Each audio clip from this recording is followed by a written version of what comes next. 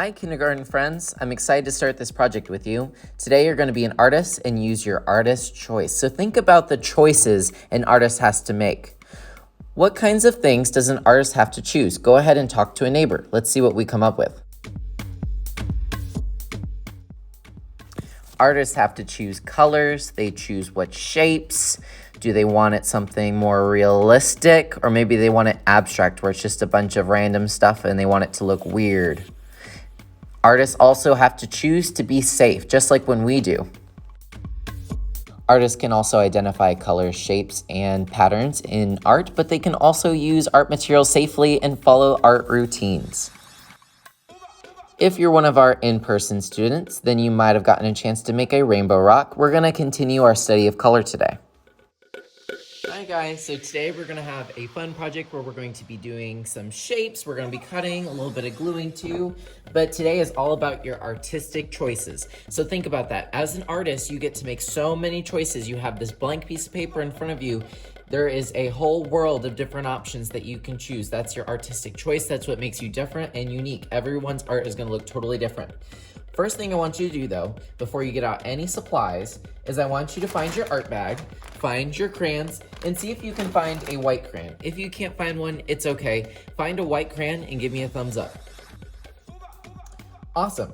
Now I want your paper to be horizontal, so it should look like this. This is vertical, because remember vertical goes up and down. This is horizontal because it goes left and right. Go ahead and make sure that your paper is horizontal and give me a thumbs up. Awesome.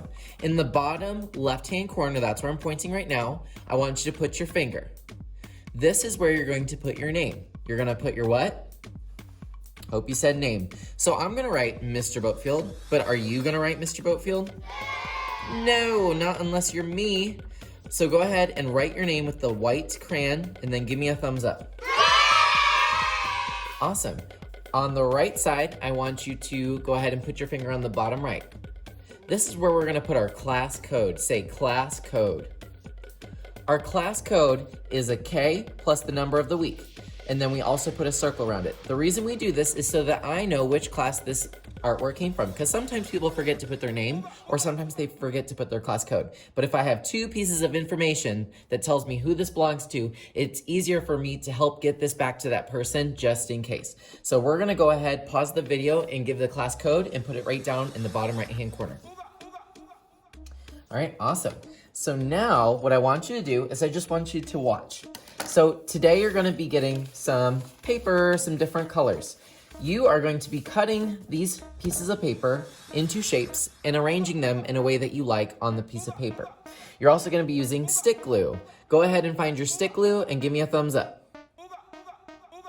All right, let me tell you how this works. It's a little bit like lipstick or chapstick, except it is not going on your face. No, no, no, no, no, no, no, no, no. What you do is you're going to take the end, roll it up a little bit. People like to do this, and roll it up all the way. That is a bad idea. If you do this to one of my glue sticks, you will never see it again. You always make sure you roll it up just a teeny tiny little bit. That's all you need. And you're going to be using your scissors today. Your scissors should not touch this glue whatsoever. If I see you put your scissors inside your glue, you're going to be sorry. So here's what you're going to do today. You are going to be cutting these pieces of paper into smaller shapes. So let's say I want to cut a square. That's pretty easy. Cut a square out. Take some glue. I'm going to put the glue on the side that I want face down on the paper. So if you want a certain side up, you don't want to glue that side. You want to glue the opposite side. Give it a little bit of glue, a few circles, and then always press down for 10 seconds. 1, 2, 3, 4, 5, 6, 7, 8, 9, 10. Now when you're doing it in the classroom, you don't need to count out loud. No one needs to hear that. But let's say I want to do a triangle. One trick you can do is you can fold it over like this, like make the corners touch, like they're kissing, and then open it back up and you'll have this amazing line that you can follow with the scissors and cut that triangle out. Now I have a triangle. Of course, it needs a little bit of glue. Today, I want you to practice overlapping shapes. So you can put shapes on top of each other. That's okay. You don't have to separate them all and put them on the paper. I mean, you can if you want to, but you don't have to. Let's try another shape. I have this piece of paper here and I want to make a circle. So imagine my scissors going all the way around. Here's a trick for you. A lot of people get confused and they want to cut it all the way around and then, ow, they hurt themselves. You want to turn the paper as you cut. In fact, I'm gonna hold my scissors straight and only turn the paper. Let's see what happens. Cut, turning, cut, turning, cut, turning. This might take some practice today, that's okay. And it might not even turn out the best circle. That's okay too. We're just practicing. It's art, guys. Let's have some fun. Turning, cutting, turning, cutting. Well, you know, that's not the best circle, but you know what? Let's do it. We got it. I'm going to open my glue stick. I'm so silly. Put a little bit of glue down and put it where I think it should go. You can also use your scraps and make some organic shapes that have no name. And don't forget, you can overlap things and make them even more interesting. Some other shapes you might consider are rectangles. You could do an oval, which means it's long on one side, rounded on the other sides, long on one side again, and rounded on the ends. Now, because I'm putting this wherever I want and I have no set plan, this is more of an abstract piece of artwork. If you want to do a happy face or a house or a scene with like houses and whatever you want to do, and it's more realistic, we would call that realistic art. So it's up to you. It's your artistic choice today, whether you want to do something abstract or realistic. I'm gonna keep on working. I'm gonna do a time lapse real quick and then we'll see how it turned out. For those in person, we're gonna take 15 minutes. That means I do not want you to rush. Take your time, go slow, make it the way you want. If you have any questions or need more paper, you must raise your hand. As I'm working, there's one thing I wanna mention. When you take your glue stick and you're doing an itty bitty piece like this, you can hold it on the table and go over like this. Don't worry about the table getting glue on it. We are gonna clean our hands and our table. So have some fun. Please don't be too messy, but you can be a little bit messy because that's okay. All right, here's what I have. Isn't it beautiful? I filled up the whole paper. That's called using my composition. I used organic shapes, geometric shapes. I overlapped things. It's mostly abstract, but you can imagine some realistic things like paths or maybe roads. If you use a piece of paper, if you touch it, you need to glue it down.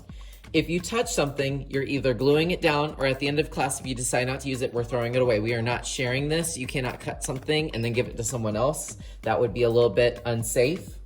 Also, big point, if you get a piece of paper and it looks like this and you don't cut it and you just glue it down, that's called being lazy. Please do not be the lazy artist today. No bueno. Don't be lazy. You want to cut it, make it into something interesting. This is a really big piece of paper. That's gonna be really distracting from your other pieces and shapes. You'll need to cut things down. Please don't just take a piece of paper and smack it right on your paper thinking that's gonna be okay. It's gonna look cuckoo crazy and it's lazy. Today, we are going to do it as a class. Anything you touched or cut will need to be thrown away, unfortunately. Remember, we're trying to be safe, so we don't need that anymore. We're gonna make sure that our glue has a cap on it, that we didn't turn it too many times and it got smushed in there. Our scissors are put away safely. And then today is gonna be the first day we're using a drying rack. You're gonna follow the green arrows when I give you permission, and you're gonna go over here. This is called a drying rack. It is not a toy. One of my pet peeves and something that you should never do is play with it like it's an instrument. It's not funny and it's not cool, and this is very expensive, so please don't do that. When you use a drying rack, this is where we put our art that has glue or paint or it's wet. We're gonna practice using this today. What you're gonna do is you're going to start from the bottom. Did I say the top? No, don't start at the top. You're gonna put it on the bottom, and then the people after you are gonna put it above you. A lot of times people will wanna put it on top.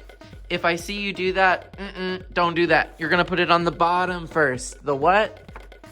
The bottom, and then work your way up. Please don't play with this. Alrighty, my friends, have a wonderful day. I'm excited to see your amazing works of art.